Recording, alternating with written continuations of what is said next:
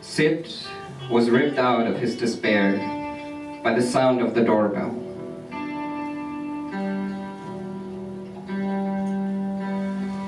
He dragged himself over to the door and yelled into the little machine beside it, "Who's there?" "It's the police. Open up, please." Perplexed, Sid pushed the button and stared at the machine for a few moments before going over to Franz, the only one who was home beside him. "Do you expect any visitors to like cruel jokes?" he asked, and when Franz shook his head, he told him what had just happened. Franz followed Sid to the door and picked up a broomstick that was lying around in the hallway. They went up to the top of the staircase and tried to identify the intruders. But they couldn't see anything, and the voices that echoed up sounded unfamiliar. "It's the fucking cops, man!" Franz said, and returned into the flat.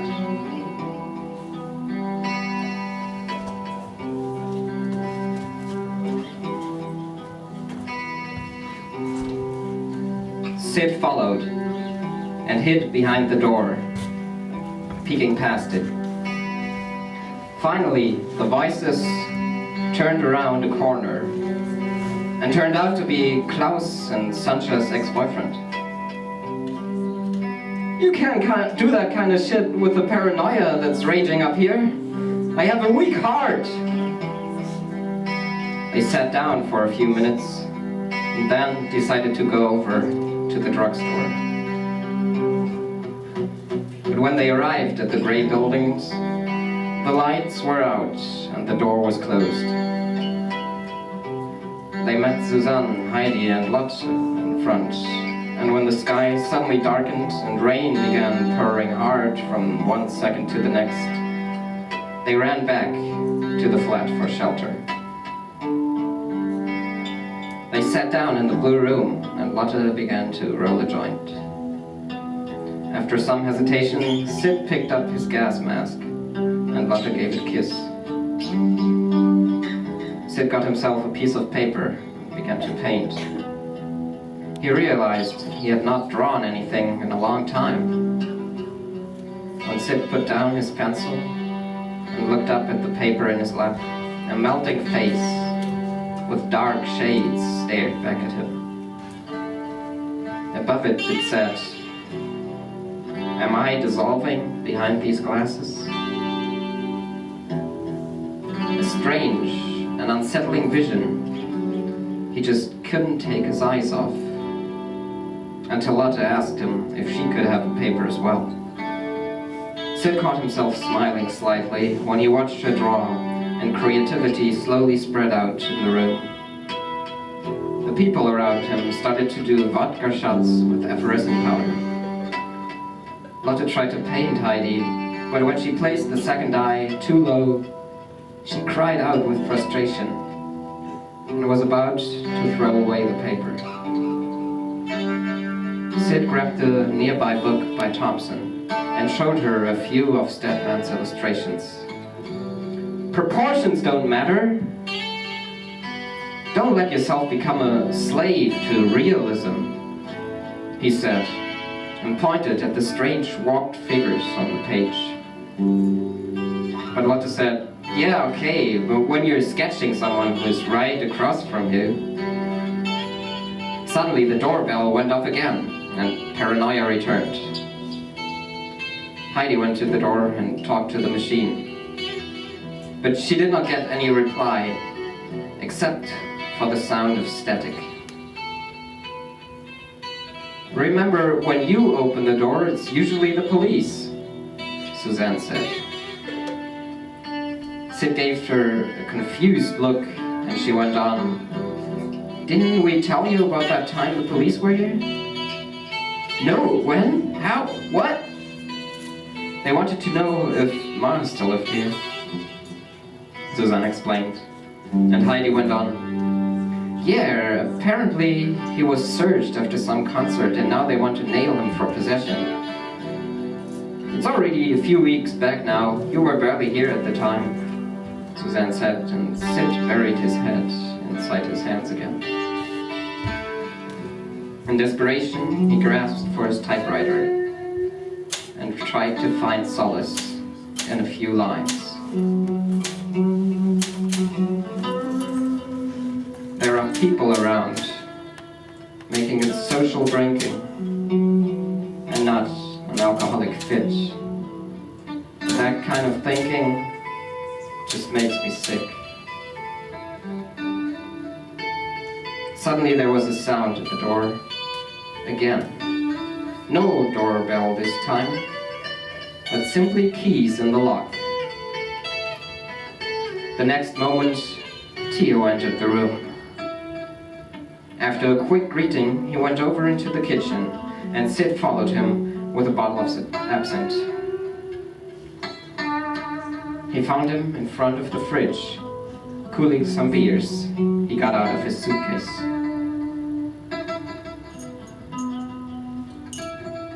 Sid handed him the absinthe and asked where he came from.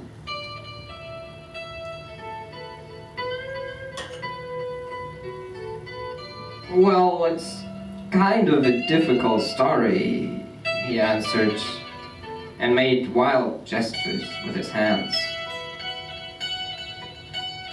"But let's say Strasbourg."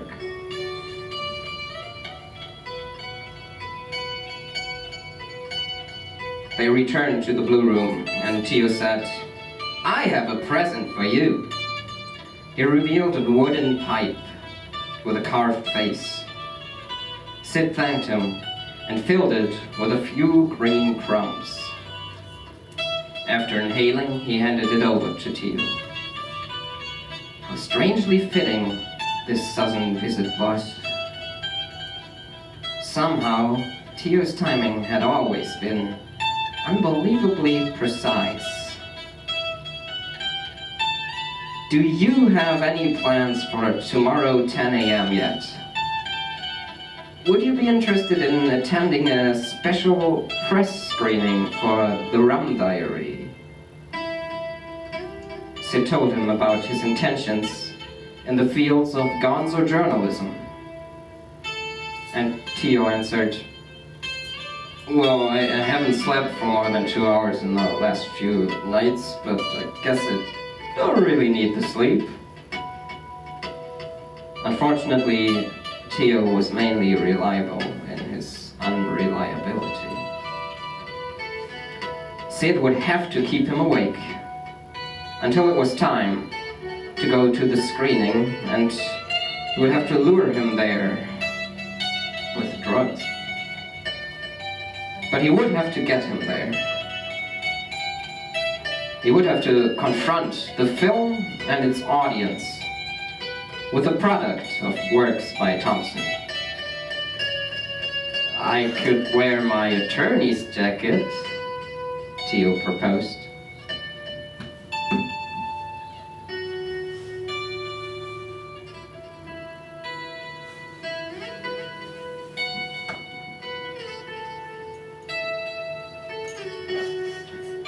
Sid recalled the claims that multiple books and films on Thompson had made about his writing. That in order to be able to produce true works of gonzo, he had to have an accomplice who would accompany him and whom he could bounce ideas off on, as well as draw inspiration from. A Stedman or an Acosta, whom Thompson always admired, since he was someone who would go even further than he would.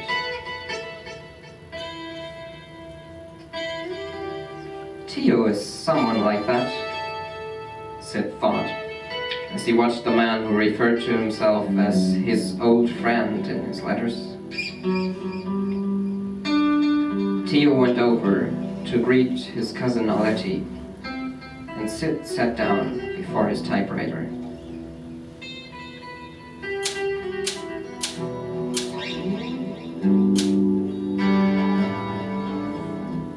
What strange timing, as if we were just characters in a work of fiction. A struggling author and his friend, Deus ex machina.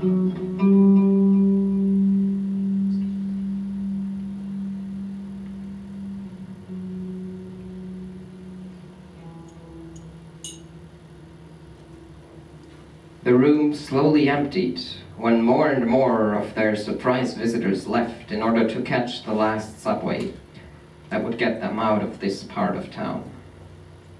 When Sid looked up from his typewriter, he realized that he was alone in his room with a small group of people at the other end of the room talking in their native tongue. A strange sense of déjà vu took hold of Sid, who suddenly felt like he was back in France.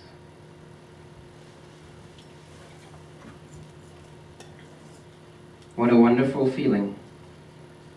Being among people who did not expect you to participate in their conversations, and whose words did not distract you from writing because you could not understand them. One of the beautiful side effects of traveling. Theo reluctantly got into the vodka and effervescent powder.